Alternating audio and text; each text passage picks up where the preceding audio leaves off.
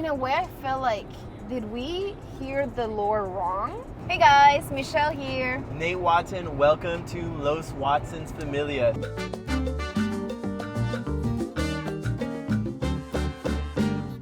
We are on our way to our house, But listen, we're not heading to the house that we bought back in December. which is a whole story itself, and we're going to break it down here. But essentially, starting the year, we had like 3 specific goals, and we were praying for specific things for our family. And one of them was spiritual covering, finances, and health. Yeah.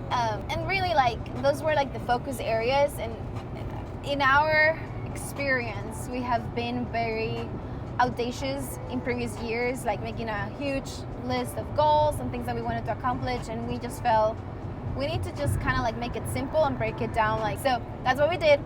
And we always felt the covering, the spiritual covering itself, when we were praying for a local church to be a part of, we knew that the church was going to determine the location. Now, we were very naive in a way, Yeah.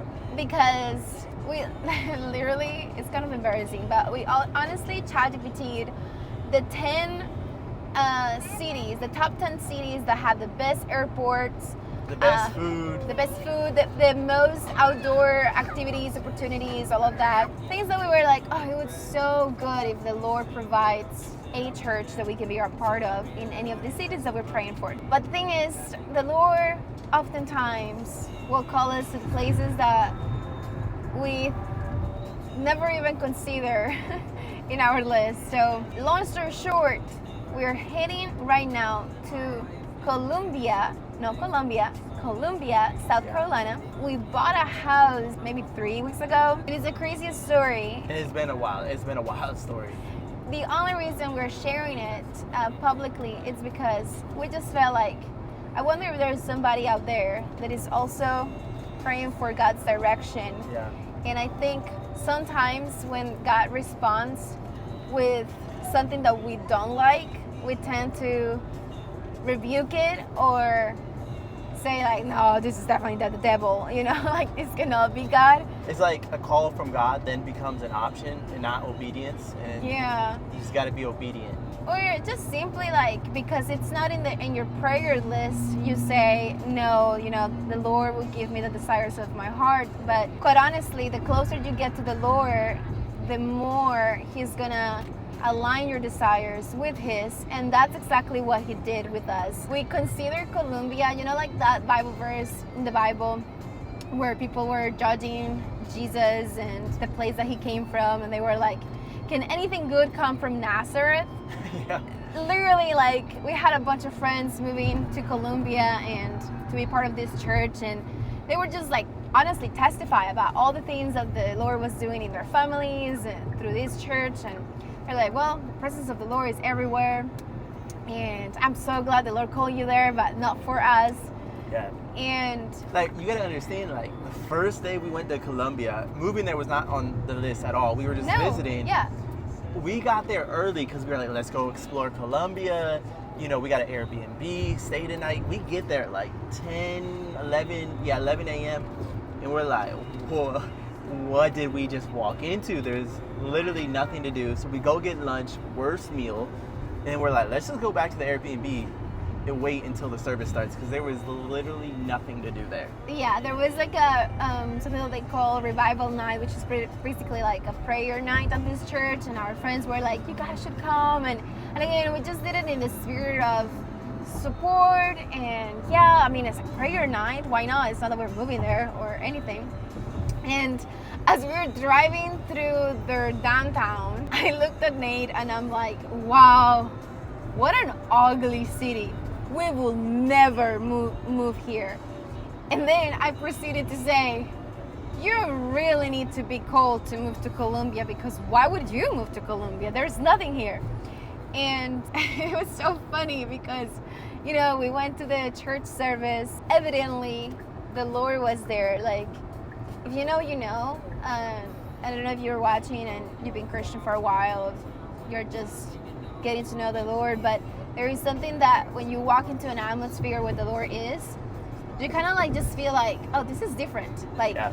there is something different about this place. And we were like, honestly, we were just glad that we got invited. Yeah.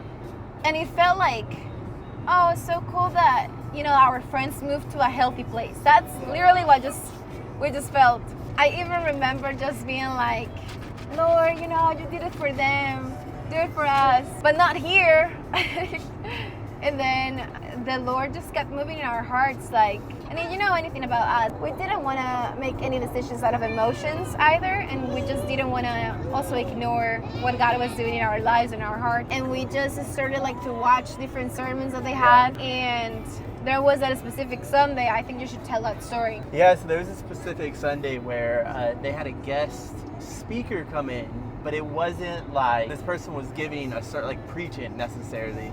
It was more of, think of like a podcast sit-down conversation, having coffee. Her name is Bev Tucker. If you don't know anything about her, I surely didn't. You should look her up. To be honest, I did not grow up much in the church, and the church I did go to for a little bit was probably closer to Baptist. So anything when it came to spiritual warfare, spiritual gifts, deliverance, I had no idea. I literally knew nothing. And take it a step further, I actually probably believed more that a lot of people were faking it. Now, deep inside, I was like, okay, I know this is real. The Bible speaks about this. Jesus literally performed these things. My wife, who is Tica, Costa Rican, she came from a church that this was common, and she has all of these stories. And of course, like, I know my wife isn't lying, and so I'm like, all right, God, this is the week of the guest speaker. My Lord, I really desire to see these things. And so... And we were not even contemplating visiting. We were not even contemplating visiting. Yeah. We were going to go to another revival night like next month or whatever. Right. And so we're watching the 9:30 service, and she's talking about deliverance. What does that look like? What does spiritual warfare really look like? And in the middle of the conversation with the pastor, and she says, and after 11 a.m. service, we're going to do deliverance. So if you know anything about me, I love to go on the weekend, but my wife is more like, let's chill on a Sunday.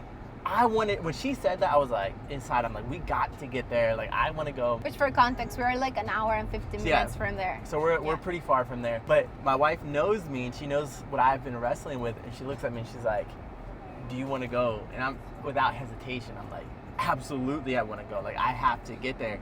We had literally just put our son down. He's back there. We put him down for a nap. And so we're like, okay, we have 20 minutes. We're going to make it. See the last part of her message, and then also do the deliverance part. So we get ready. We get our son prepared, and we start driving. And I'm praying the whole way there, Lord. I'm like, all right, Lord, either let me just be in the room where deliverance is, let me be delivered, or let me assist in deliverance. That was my prayer the whole way there. And I really felt like how the crowd felt in the Gospels, where it says the crowd followed Jesus, because there was just something different about him. So literally what we're talking about, and I'm like locked in, I'm praying. So we get there 11:45 or something like that. And there she's kind of finishing up. And then she says, okay, we're gonna do deliverance. What I love is she did not get super loud. It wasn't loud music, so it wasn't this emotional thing. She literally read out of the book deliverance prayers, and to make a long story short, yeah, I got delivered, forever changed. So you might be thinking like, how are you delivered? What were you delivered from? Well, I'm not telling you. No, I am. I'm gonna tell you. Sitting there, she's speaking, and I'm praying, really, Holy Spirit, just move. That's all I'm praying. So I have my hands like this, and my hand just starts shaking, and I'm like, oh, this has never happened to me in worship. This is completely new. But I couldn't control it. It was uncontrollable. And guys, I am not a crier. Like, I do not cry. I'm not like heartless. I just don't cry. I'm not a crier. That's not my first emotion, right? All of a sudden, tears just start coming down my face. Again, there's no loud music. She's just really calm and she's praying, and I can feel the Holy Spirit beginning to just move. Well, this guy, he walks around. He's part of the church. He walks around, and he sees that I am having a moment with the Holy Spirit. And he just lays his hand on my shoulder like this. And it was quick. It was like, boom. It was a quick prayer. Took it off. But when he did it, I felt the love of Jesus. Like, I've probably never experienced the love of Jesus like that before. And it broke me. Like, I couldn't stand. I dropped to my knees. And I just began to, I began to weep. Like, our son right now. I just let it all out. It was like deep breath in, deep breath out of just weeping. And really what the Lord was working in me was just removing fear of man, just the performing for man. Ever since that day, I've just been completely free. Like, I feel like there's certain moments in my faith walk that completely changed who I was in the best way possible. And that was one of those moments.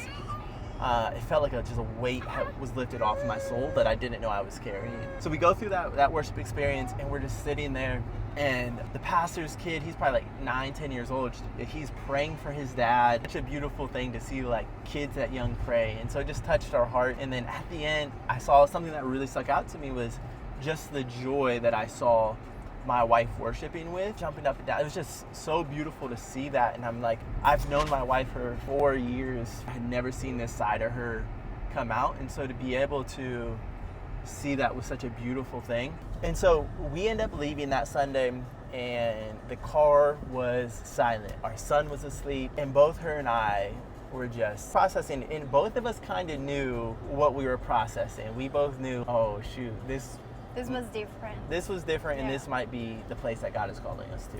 And I think honestly, the silence, processing and all of that, I think it was mainly of the fact that we knew we didn't like the city. And we also knew that we just bought a house in Indian Trail. Like, that weekend, it was like 2 weeks before our closing date from the previous house that we put down payment for that house. The house was like essentially built. We were just waiting for the moving date for us to, just be there. So I think we were processing just letting go of what we thought God had for us, but also letting go of our preferences. And we just realized, do we really want to exchange being part of like a nice city, or do we really want to be connected to a place that is Spirit-led, where our son Elijah will have the freedom to learn about the Holy Spirit. And of course, like, it is our duty as parents to minister to him and to teach him those things. But there's something about being in the atmosphere and connected to a church that breathes that into them. Yeah. So we got back home, and honestly, we were just processing what we just experienced. Like Nate said, like, I did grew up in it, like in the move of the Holy Spirit. But I think it's been so long of just being part of like a system where we have like glimpses of it, but it's not necessarily like all the time like that. And I honestly feel like I was in some sort of denial in a way, because I was not attached to Charlotte, or I'm not attached to Charlotte, but I definitely was very looking forward to our house. Like, we made a lot of plans. In a way, I felt like, did we hear the Lord wrong? Because how come we follow through with the previous house if this was not it? You know what I mean? We were talking to our friends that live there and that are part already of the church. One of them sent us like a lone voice memo, and just really sharing without even knowing what we were processing. She was just sharing how they moved there with the intent of their kids to grow up in that type of atmosphere as well. Mm-hmm. And we were like, this is really our priority. Like, we're not looking for a church that looks modern. Yeah, we're not looking for aesthetics in a church, like, we really just want the Bible preached and the Spirit to move. Which sounds simple, but it's actually it's harder than it seems like, which is kind of sad, right? Think.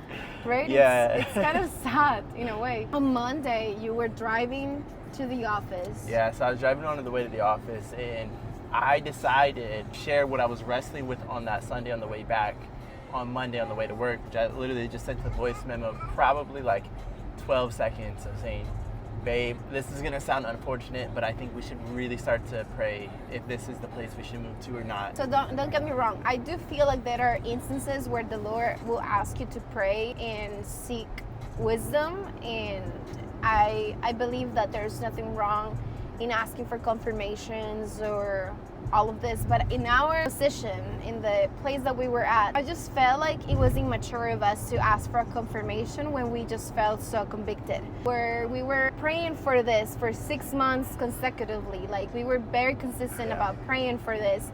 It felt very immature to ask for confirmation because really the confirmation was, in my case, if I were to ask a confirmation about that, it was just to make sure it was not the place, because I really wanted it not to be.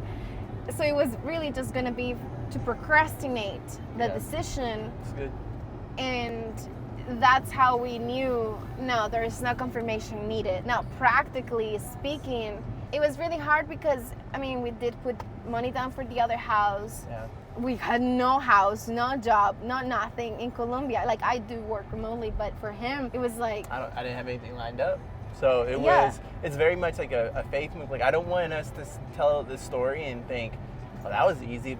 No, this was a lot of wrestling, a lot of praying, and a lot of encouraging one another in the midst of this. So it was like there's literally nothing in Colombia other than this God's calling in this church. The Lord obviously made a way, and we were able to buy a different house. The house was ready at the time that we needed it to be. Like, it's very crazy. We were not planning on it, but we are just so glad for a God that interrupts our plan for his bigger plan to be fulfilled. I'm honestly glad that we both were in the same position and that we let go of what we thought it was best. We never know.